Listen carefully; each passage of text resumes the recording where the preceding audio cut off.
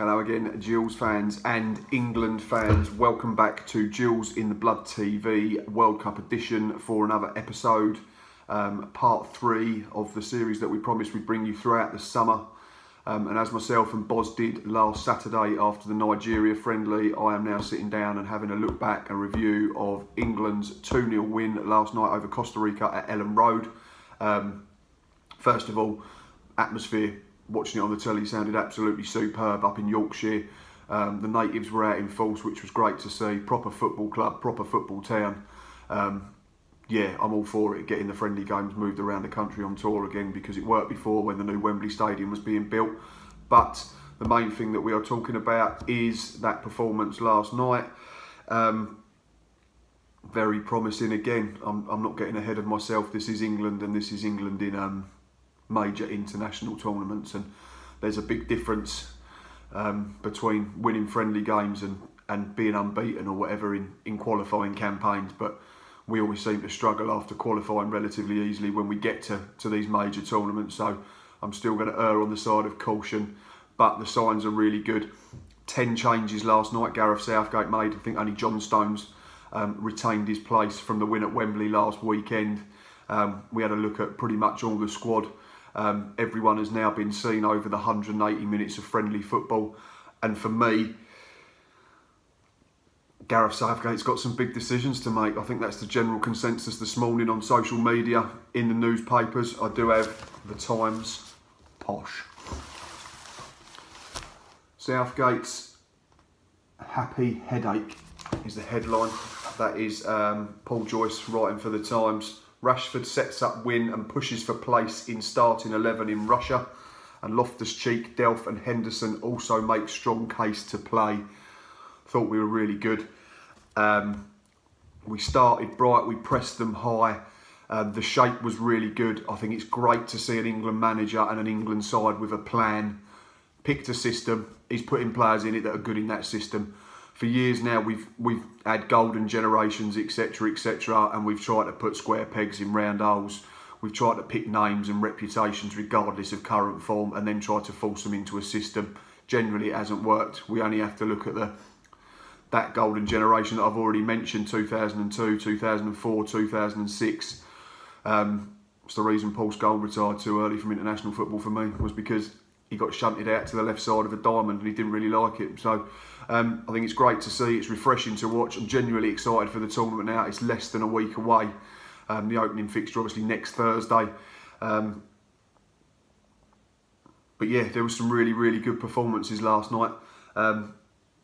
Just going to do my match ratings and then talk about some individuals. I went Jack Butland 7, Phil Jones 7, John Stones 6.5, Harry Maguire 7, Trent Alexander-Arnold 7, Jordan Henderson 7, Fabian Delph 7.5, Danny Rose 7, Ruben Loftus-Cheek 8, Marcus Rashford, my man of the match, 9, and Jamie Vardy 7. And my substitutes, I had Nick Pope 6.5, Gary Cahill 6, Kieran Trippier 7, Dele Alli 7, Jesse Lingard 6, and Danny Welbeck 7.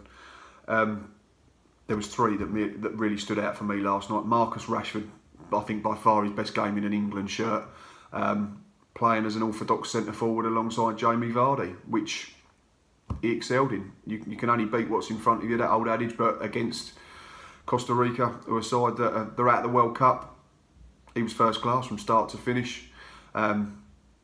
He plays wide, obviously, for his club, Manchester United, so he knows that he can drift into areas out wide and become a threat. And the flip-flap, as it's known amongst the kids, came out a couple of times last night. A really good piece of skill that got him to the byline. But he didn't just go on the outside, went on the inside as well, created space, dropped deep when he could to get the ball, and also got himself in the 18-yard box plenty, which was great to see. Felt a little bit sorry for Jamie Vardy next to him, who almost looked like he wasn't poor, but he looked like he had a pretty average game. But I think that's more to do with the fact that Marcus was really, really good rather than Jamie was particularly average. And his goal is absolutely first class. I'm not going to say world class, that some have, purely on the basis that I thought Keylor Navas maybe could have done a bit better. His positioning weren't great to start with, and I think the attempt was a tad half-hearted. But to get it out your feet and have the audacity to take it on from whatever it was, I think it says in the paper, 33.2 yards or something ridiculous, is superb. And it's flown into the roof of the net. It's bend, there's dip, there's movement. Great to see him playing with confidence, which he maybe hasn't as much in the second half of the season at Manchester United. But he was really good. Second just behind him for me, and probably a lad that we'd have been talking about as mad at a match if Marcus Rashford hadn't been so good, was Ruben Loftus-Cheek, who started in central midfield. Sort of in between the lines, between the front two and the middle two in central midfield. I thought he was absolutely brilliant. He's a great size. He's very rangy. He's got a good stride on him. 2 good feet. Knows how to pick a pass. You don't knock him off the ball easily as well. I think I said after the Nigeria game with Boz last Saturday that he could almost be our wild card in terms of he might slip in slightly under the radar compared to the likes of the Sterlings and the Kanes and the Allis and them type of players. I think he's played himself into contention for me. I thought he was absolutely brilliant from start to finish. You could tell the Costa Ricans were getting the ump second half because they had to resort to kicking him and just fouling him all the time. He was very impressive for me in the autumn internationals, and then he picked up an injury, but he looks to be fully fit now. And maybe the couple of months off that he's had as a break can only benefit us, and he's going to be refreshed. So great to see. It just makes you wonder what Chelsea are doing with their loan system and their youngsters, because he should be getting in their side, or at least knocking on the door. They've spent upwards of 50 million on Ross Barkley and Danny Drinkwater over the last 6 months, and they've got this kid already in their squad. Madness for me. And my third one, slightly surprising, probably another one who, after Saturday, I didn't have in the first 11 for that first game against Tunisia in whatever it is, 8, 9, 10 days time. Fabian Delph, I thought he was first class. He adds balance because he's left-footed. He's super versatile. He can probably play central midfield, anchor midfield, left back, probably left wing back at a push. It's always great to have a couple of them types of players in your squad for these kinds of tournaments, and I thought he was really, really good. But all in all, a really good performance from every single player that was on the pitch. The substitutes come on and played their part. In terms of the keeper, I'm still sticking with Jack Butland. I think he should play the first game, but we'll get onto that in a minute now, because I have changed my thoughts on the 11 for Tunisia. It's completely different.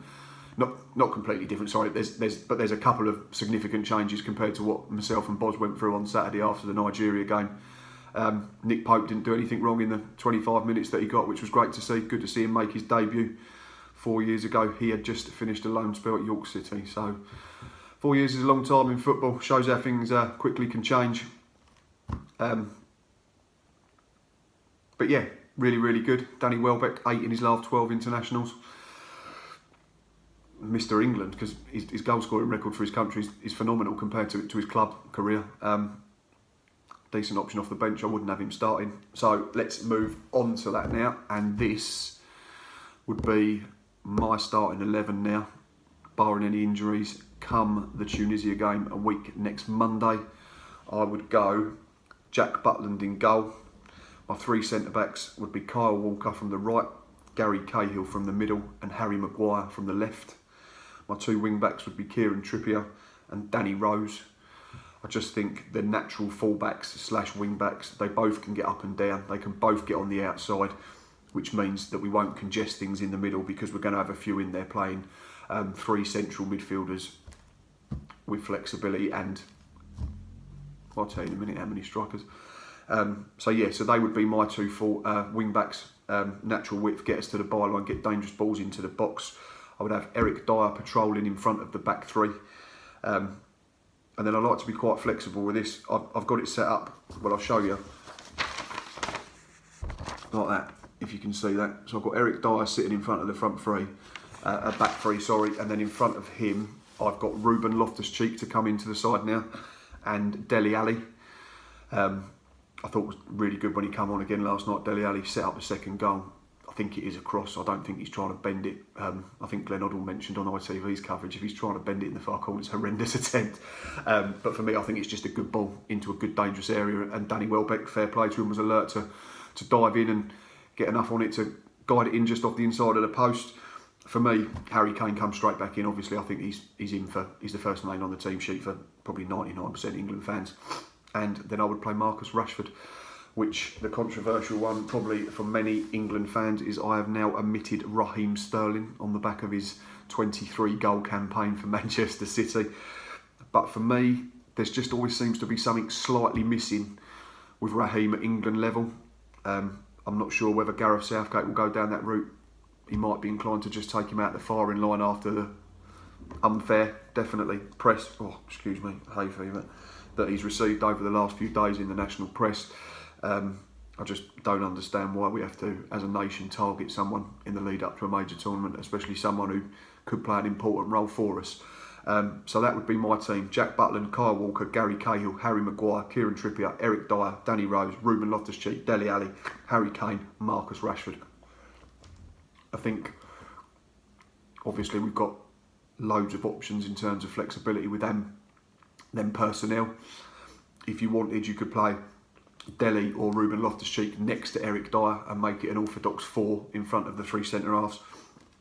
So you could, for instance, have Dyer next to Ruben Loftus-Cheek, and then you could have Ali in behind Kane and Rashford. Or you can go back to the 3-4-2-1 formation.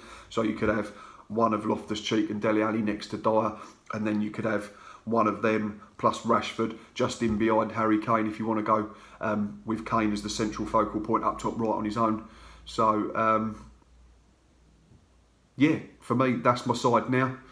I'll probably change my mind again over the next few days, but quietly confident that we might have an half-decent tournament. I'm not sitting here and saying that we're going to win the whole thing. There's some very good sides going to this tournament. You only have to look at the likes of Spain, like we've already said, and France and the players that they've left behind. They would probably get in our side. No disrespect to Gareth Southgate's squad, but this is an England team that looks as together as I can remember. I think Fabian Delph stated last night in his interview on ITV that no egos at all. Everyone's pulling in the same direction. You can't notice any sort of club cliques or anything. I'm following everything on Twitter and Instagram and Facebook and all that. World Cup fever is starting to hit. It is close now, and I can't wait. Going to stick to my guns. I'm going to say quarter-finals, semi-finals for England, but if we can start now, start well. You never know. Start poorly, and we might struggle again, and we could be sat here in a week or two, and I'm miserable as sin like I was after Iceland 2 years ago in the European Championships. But for now, there's plenty to be optimistic about, not just for this tournament, but moving forward. As always, thanks for watching. I want to ask a massive favour. We are trying to get to 800 subscribers on the channel before the World Cup kicks off. We are currently at 792. If you can all shout out to appreciate it, I'm not too, I'm shamefully asking. If we can get to 800 before the big kick-off next Thursday, that'd be excellent.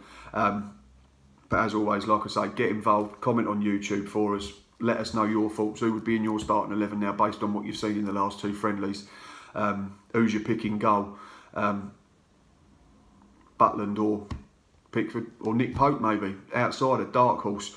Who's your 3 centre-backs? Is John Stones nailed on? For me, he's not. He takes too many risks still, and I just think that although you get away with it in friendlies and World Cup qualifiers against nations that are not quite at it, I think it's a big risk if he starts to overplay against a Belgium in the group or whoever, a Poland in the last 16 or a Brazil / Germany in a quarter-final. It's a big risk for me. Gary Cahill brings abundance of experience to a side that's very young and very youthful, and the good thing with that is we can play without fear. But let us know, Facebook, Twitter, wherever, Instagram, whatever you like. Thanks for watching as always. Get us to 800 please. Until next time, up the Gills and come on England.